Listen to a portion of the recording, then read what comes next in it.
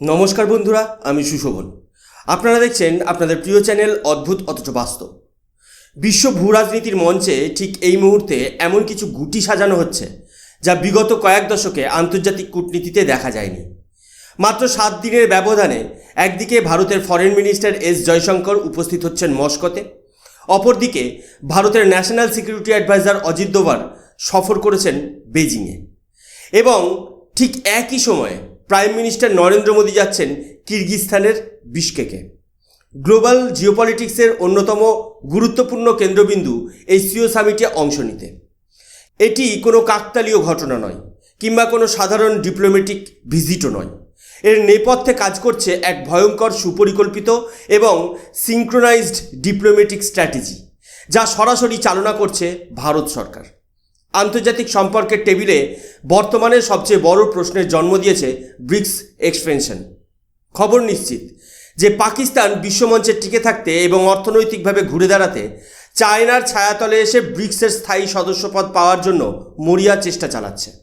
চীনের president Xi Jinping এবং রাশিয়ার প্রেসিডেন্ট ভ্লাদিমির পুতিন উভয়ই এই প্রস্তাবে সায় দিচ্ছেন বলে খবর উঠে আসছে। কিন্তু ভারত স্পষ্ট জানিয়ে দিয়েছে, ভারত তার ভেটো পাওয়ার প্রয়োগ করে এই সিদ্ধান্ত রুখে দেবে।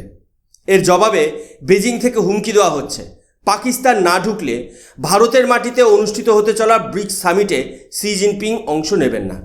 এখন প্রশ্ন হলো, অজিত দোভাল কি বেজিংয়ে গিয়ে চীনকে ভারতের শর্তে রাজি করাতে সক্ষম হবেন?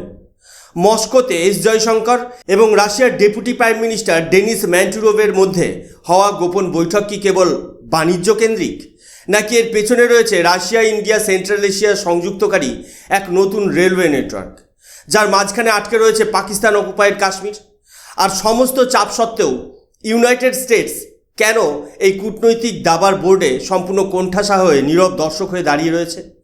আজকের এই বিশেষ নিউজ অ্যানালিসিসে আমরা উন্মোচন করব এই সমস্ত কূটনৈতিক গুটির আসল সত্য, এবং জেনে নেব কিভাবে ভারতের তৈরি এই গ্লোবাল স্ট্র্যাটেজি বিশ্ব রাজনীতির মানচিত্রকে চিরতরে বদলে দিতে চলেছে। চলুন এবার সরাসরি ঘটনার গভীরে প্রবেশ করা যাক। বর্তমান আন্তর্জাতিক পরিস্থিতির দিকে তাকালে বোঝা যায়, ব্রিক্স এখন আর কেবল একটি সাধারণ অর্থনৈতিক জোট নয়, বরং এটি হয়ে রয়েছে গ্লোবাল সাউথের সবচেয়ে শক্তিশালী প্ল্যাটফর্ম। ওয়েস্টার্ন ওয়ার্ল্ড এবং ইউএস ডলারের একচ্ছত্র আধিপত্যকে চ্যালেঞ্জ জানাতে ব্রিক্স নিজেদের পরিধি বাড়াতে চাইছে, আর ঠিক এই সুযোগটিকেই কাজে লাগাতে চাইছে ইসলামাবাদ। পাকিস্তান দীর্ঘদিন ধরে দেউলিয়া হওয়ার মুখে দাঁড়িয়ে ইন্টারন্যাশনাল মনিটারি ফান্ড এবং চায়নার থেকে নেওয়া একের পর এক ঋণের ওপর নির্ভর করে চলা দেশটির অর্থনীতি এখন ধ্বংসের দ্বার প্রান্তে।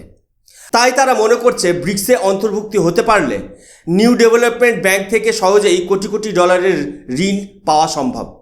কিন্তু ব্রিক্সের সংবিধান অনুযায়ী নতুন কোনো দেশকে সদস্যপদ দিতে হলে জোটের প্রতিটি দেশের পূর্ণ সম্মতি বা কনসেনসাস আবশ্যক, অর্থাৎ প্রতিটি প্রতিষ্ঠাতা দেশের হাতে রয়েছে ভেটো পাওয়ার। প্রাইম মিনিস্টার নরেন্দ্র মোদীর নেতৃত্বে ভারত সরকার অত্যন্ত কড়া অবস্থান নিয়ে স্পষ্ট বার্তা পাঠিয়েছে, কোনো সন্ত্রাসবাদী রাষ্ট্রকে এই আন্তর্জাতিক জোটে অন্তর্ভুক্ত হতে দেওয়া হবে না। ভারতের শক্ত অবস্থানের কারণে চায়না এবং রাশিয়া ব্যাকফুটে চলে যায়। চীনের উদ্দেশ্য খুব পরিষ্কার, তারা চায় ব্রিক্সের ভেতরে পাকিস্তান ঢুকে তাদের ভোট ব্যাংক বৃদ্ধি করুক, যাতে ভারতের প্রভাবকে খর্ব করা সম্ভব হয়। কিন্তু ইন্ডিয়া তার ভেটো পাওয়ার ব্যবহারের বিষয়ে অনড়। ঠিক এই পরিস্থিতিতেই তৈরি হয়েছে এক বিশাল ডিপ্লোম্যাটিক টেনশন। চীন ইঙ্গিত দিয়েছিল যে পাকিস্তান না এলে তাদের রাষ্ট্রপ্রধান ভারতের মাটিতে পা রাখবেন না। কিন্তু ভারত কোনো কূটনৈতিক ব্ল্যাকমেলের সামনে মাথা নত করার পাত্র নয়। পরিস্থিতি সামাল দিতে এবং ভারতকে আন্তর্জাতিক চাপ তৈরির কৌশল হিসেবে বেজিং সফর করেছেন ভারতের national security adviser Ajit Doval. বেজিংয়ের বদ্ধঘরে চাইনিজ ফরেন মিনিস্টার ওয়াং ইর সাথে অজিত দোভালের যে উচ্চ পর্যায়ের বৈঠক হচ্ছে, তার আসল বিষয়বস্তু কিন্তু কেবল লাদাখ বর্ডার বা লাইন অফ অ্যাকচুয়াল কন্ট্রোল নয়। আসল আলোচনার কেন্দ্রবিন্দু হলো এই গ্লোবাল বার্গেনিং চিপ। ভারত চীনকে সাফ জানিয়ে দিয়েছে যে ব্রিক্স সামিট যদি নির্বিঘ্নে সম্পন্ন করতে হয়, তবে সীমান্ত এলাকায় স্থিতাবস্থা বজায় রাখতে হবে এবং পাকিস্তানের মতো দেউলিয়া রাষ্ট্রকে ব্রিক্সে ঢোকানোর দাবি চিরতরে বর্জন করতে হবে। অজিত দোভাল অত্যন্ত কঠোর ভাষায় বেজিংয়ের টেবিলে ভারতের দাবি পেশ করেছে। ভারতের বার্তা অত্যন্ত স্পষ্ট, দক্ষিণ এশিয়ায় ভারতের জাতীয় নিরাপত্তা এবং ভূরাজনৈতিক স্বার্থের সঙ্গে আপোষ করে কোনো আন্তর্জাতিক চুক্তি সম্ভব নয়। অপরদিকে একই সময়ে ভারতের ফরেন মিনিস্টার এস জয়শঙ্কর পৌঁছে গিয়েছেন মস্কোতে।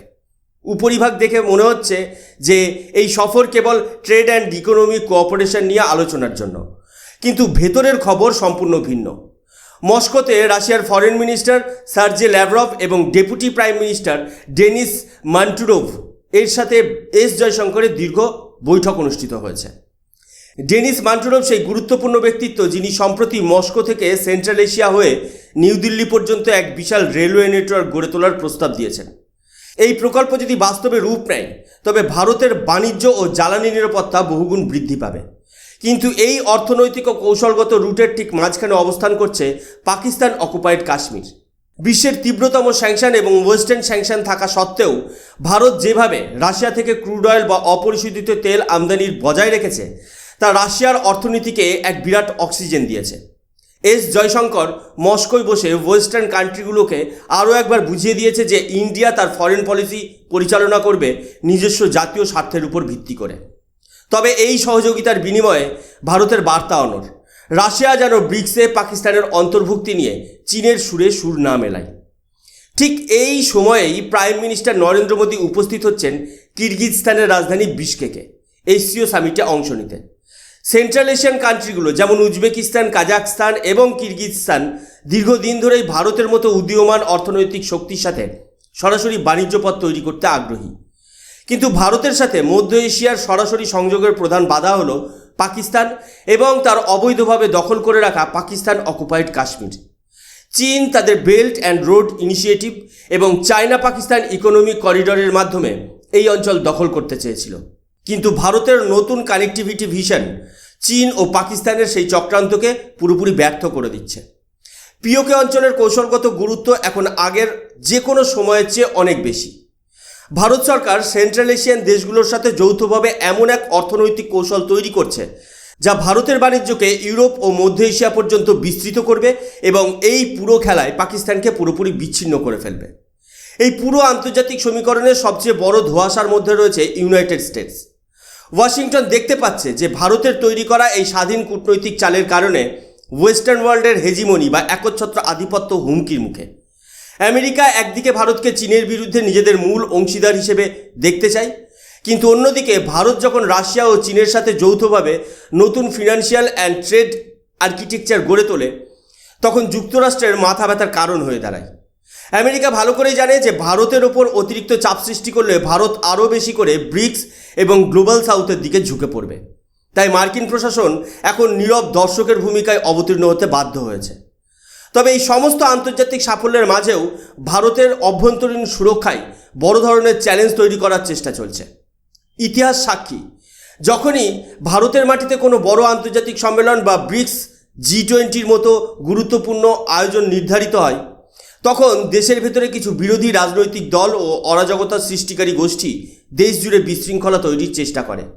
রাহুল গান্ধী, অরবিন্দ কেজরিওয়াল বা অন্যান্য বিরোধী নেতারা প্রায়শই আন্তর্জাতিক মঞ্চে ভারতের জাতীয় স্বার্থ ও সাফল্যকে খাটো করে দেখানোর কৌশল অবলম্বন করেন।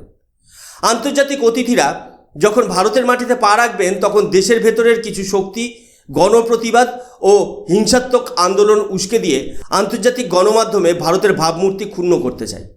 তবে প্রাইম মিনিস্টার নরেন্দ্র মোদী এবং হোম মিনিস্টার অমিত শাহর নেতৃত্বাধীন ভারত সরকার এই ধরনের অভ্যন্তরীণ চক্রান্ত শক্ত হাতে দমন করতে প্রস্তুত।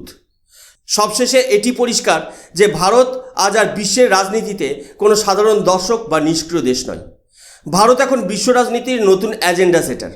যদি বেজিং বা মস্কো মনে করে থাকে যে ভারতের উপর চাপ সৃষ্টি করে পাকিস্তানের মতো রাষ্ট্রকে ব্রিক্সে গ্রহণ করতে বাধ্য করা হবে তবে তারা ভুল স্বর্গে বাস করছে। অজিত দোভালের বেজিং সফর এবং এস জয়শঙ্করের মস্কো বৈঠক ভারতের সেই দৃঢ় সংকল্পেরই বহিঃপ্রকাশ। পিওকে পুনরুদ্ধার করা এবং সেন্ট্রাল এশিয়ার সাথে সরাসরি সংযোগ স্থাপন করা এখন ভারতের ভূরাজনৈতিক কৌশলের মূল স্তম্ভ। বিশ্বের নতুন এই নিউ অর্ডার বা নিউ ওয়ার্ল্ড অর্ডারে ভারতের এই স্বাধীন জাতীয়তাবাদী পররাষ্ট্রনীতি নিশ্চিতভাবেই দেশকে এক নতুন উচ্চতায় নিয়ে যাচ্ছে। আজকের এই বিশ্লেষণ আপনাদের কেমন লাগলো অবশ্যই কমেন্ট করে জানান। ভারত কি তার ভেটো পাওয়ার ব্যবহার করে পাকিস্তানকে ব্রিক্স থেকে চিরতরে দূর করতে পারবে? আপনাদের মতামত কমেন্ট বক্সে লিখুন। ভিডিওটি ভালো লাগলে লাইক এবং শেয়ার করুন। আর আপনি যদি আমাদের চ্যানেলে নতুন হয়ে থাকেন তবে অবশ্যই আমাদের চ্যানেলটি সাবস্ক্রাইব করে পাশে থাকা বেল আইকন প্রেস করতে ভুলবেন না। আমি সুশোভন আজকের মতো এখানেই বিদায় নিচ্ছি। দেখা হবে পরবর্তী একটি নতুন ভিডিওতে। ততক্ষণ পর্যন্ত ভালো থাকবেন, সুস্থ থাকবেন। জয় হিন্দ, বন্দে মাতরম, ভারত মাতা কি জয়।